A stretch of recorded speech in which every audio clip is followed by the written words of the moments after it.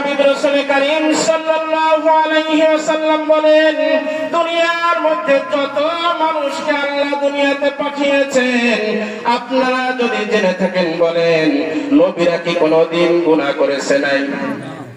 দুনিয়ার মধ্যে আল্লাহ তাআলা যত নবী রাসূল পাঠিয়েছেন, জানতে শরীর হোক অজান্তে হোক, নবীরা কোনোদিন গুনাহ করে নাই।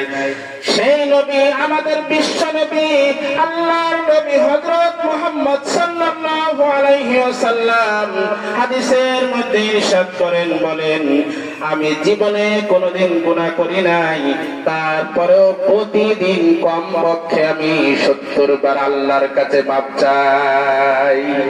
কয়বার বলেন? অন্য হাদিসের মধ্যে আসছে আল্লাহর নবী বলেন, কমপক্ষে আমি 100 বার প্রতিদিন আমি আল্লাহর কাছে মাপ চাই।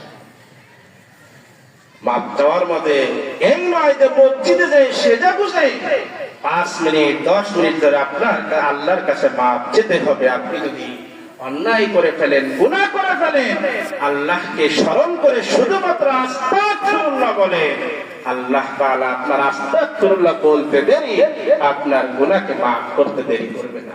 সুবহানাল্লাহ।